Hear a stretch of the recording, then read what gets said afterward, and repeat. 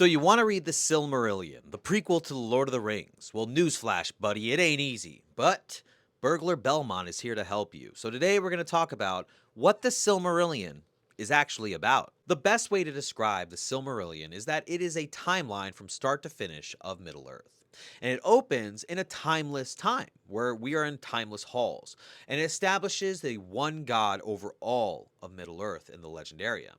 His name is Eru Iluvatar, but there are lesser beings below him, lesser spirits. The powers of Middle-earth, who are called the Valar. These are the ones who end up creating and molding the world as we know it.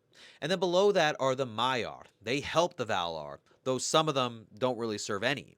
And then even below that are lesser spirits that come into the world of Middle-earth. But when the music is sung in three parts, where we see the discord of Melkor, who we'll learn about later because Melkor is the most powerful of the Valar, but being that he's evil, he's not accounted among them.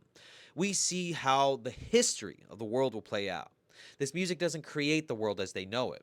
It creates a vision of how it is to be, with Eru Iluvatar showing them the last part, where we see the children of Iluvatar come into the play of history. And that is elves and men. Elves are the firstborn, men are the secondborn, the followers, the sickly.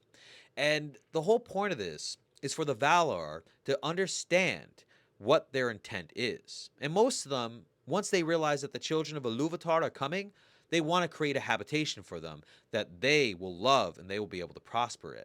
And thus how we lead into the Valaquenta. They enter the world, but what they see is a world that is bare, void, with no light. They need to put the work in, and thus time starts to flow. But they can't count time yet.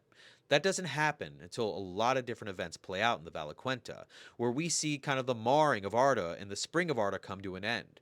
Evil has entered the world through Melkor. And it is after that that we see the two trees created and time being able to be measured. And then of course we get into the actual Silmarillion story. This is the first age, the story of the War of the Elves. And the Quenta Silmarillion, I'm sorry, ends with the end of the first age. And then after that, we still have two parts. We have the Akalabeth, the Downfallen, the story of the downfall of Numenor from the start to the end of the second age.